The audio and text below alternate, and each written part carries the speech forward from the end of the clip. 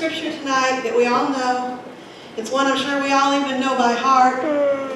And possibly the most important scripture in the Bible. It says, "For God so loved the world that he gave his only begotten Son, that whosoever believeth in him should not perish, but have everlasting life." Like I said, I think we all know this scripture. But if it wasn't for this scripture, if it wasn't for what Jesus done, where would our lives be? Because it's through salvation that gives us true life. You know, when we got our salvation, and when we're born into this world, I think we all know that we're born a sinner.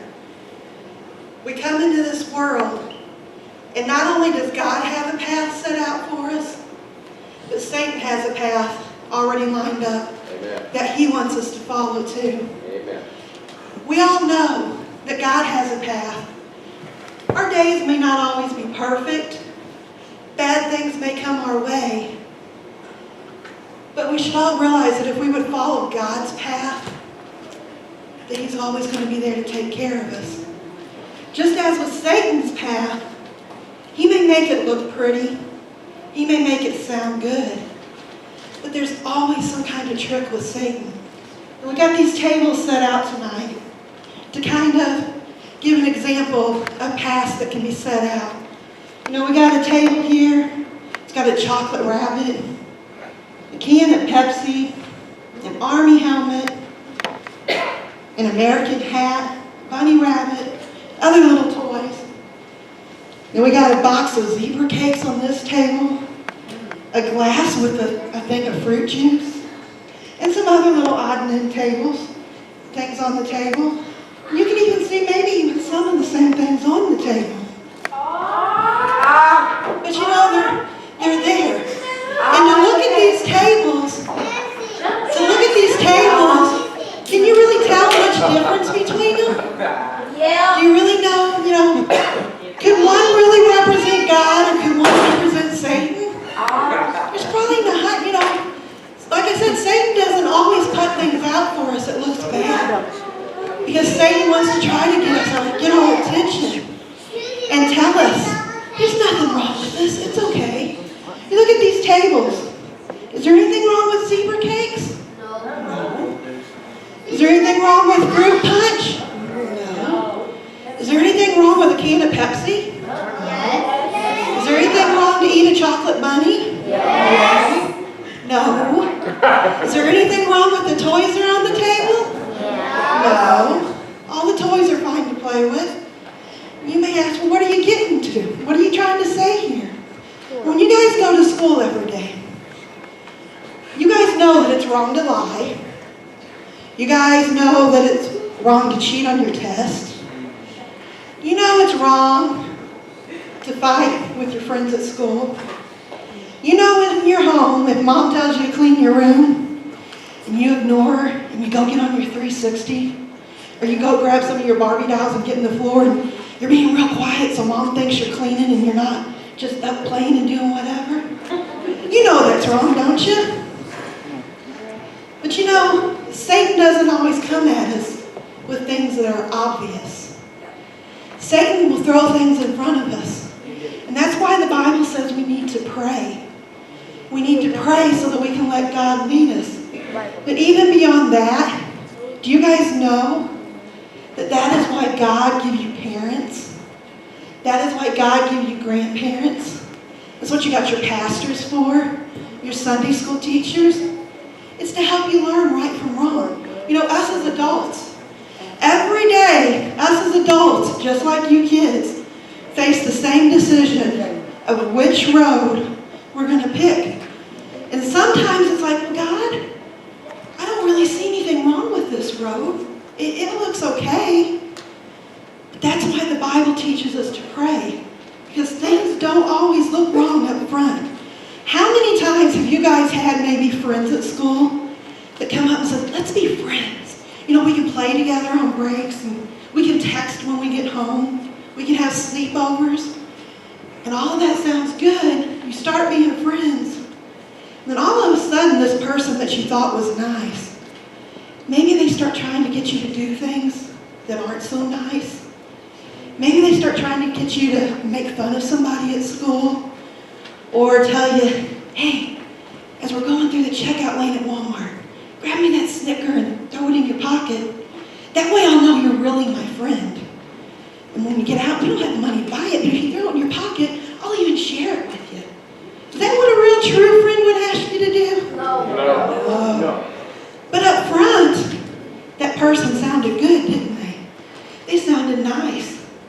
And that's where the Bible's coming in and talking about that we have to pray and we have to always watch our steps. And if we're confused and we're not sure what we should do, because see, God is always there. Sometimes you're not even sure why you shouldn't do something, but you just get a feeling. And if you get a feeling, go talk to somebody. Say, hey, can you pray with me about this? I'm not sure which way I should go, what I should do. Here we've got this table. We got the zebra cakes. We've got the fruit punch. We've got a glass for the fruit punch. Looks good. How many think this table looks good? Yeah. Okay, then we've got this table. Wait a minute. The chocolate bunny's been smashed up. The soda's been spilt and probably some drunk. Oh no. Who wants this table now? Anybody want anything off of this table? So you think we should see about this table? You think we should see about this table, what it has to offer? Let's see what it has to offer.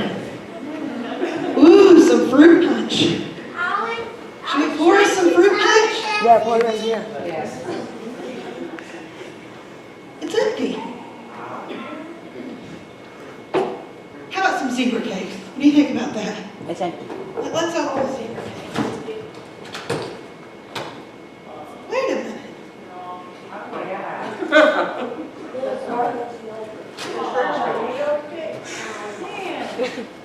A macaroni box. Well, that sure wasn't all it looked like it was going to be, did it?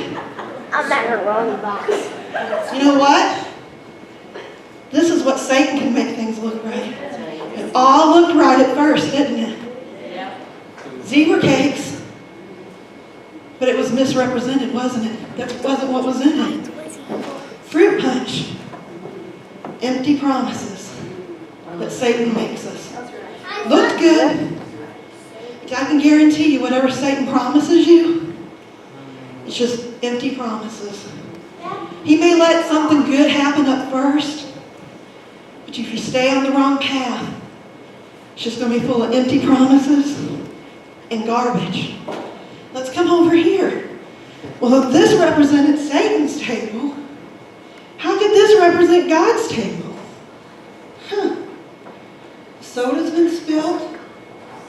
The bunny's in pieces.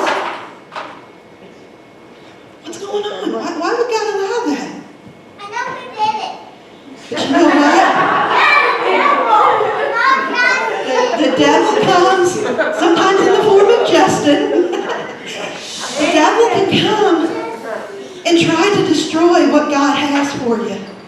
He laid out a big chocolate bunny, a nice even cold can of Pepsi, but Satan tried to destroy it.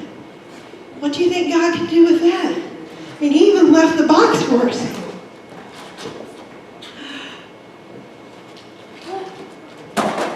Look what's in the box. Satan tried to destroy, but guess what? God knew Satan's plan and made the provision, made the way out.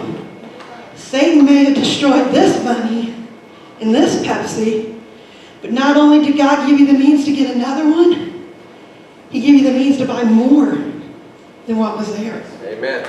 That's how our God works. Satan may try to destroy, but you can always guarantee that God has already made the way out. Our lives may not always be happy, may not always have the best of days. But through God, when we ask him into our lives, he fills us with joy. He fills us with peace.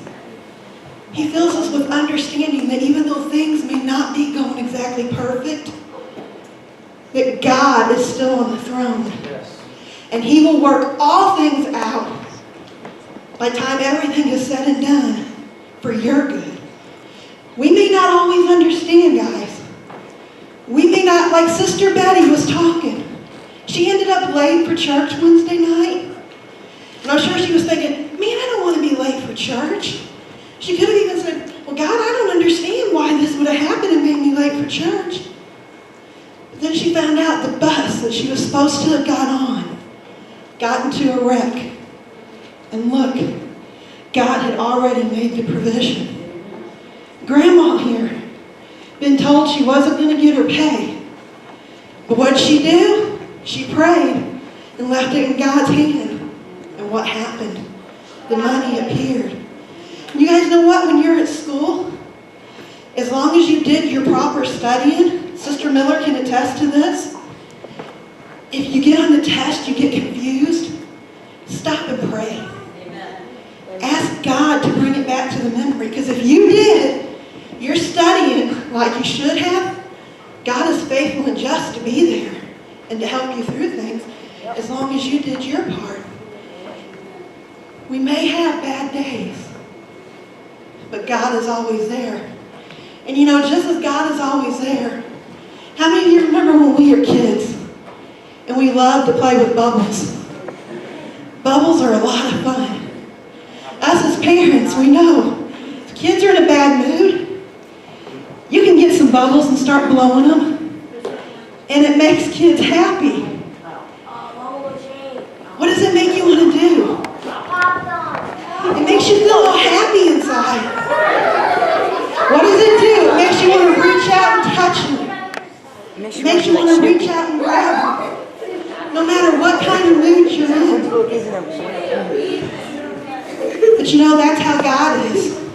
He's like bubbles. He's like the bubbles in our soul. Even if things may not be the best right now, kids, all we got to do is reach out to God. Did you see when the kids sing the bubbles? It automatically made them want to reach out. That's how our soul is to God. That our soul was born to reach out to God.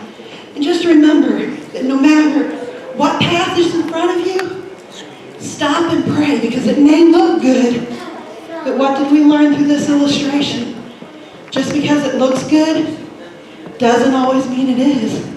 And just because it may look like Satan destroyed something, keep turning it over to God, because God has always made the way out.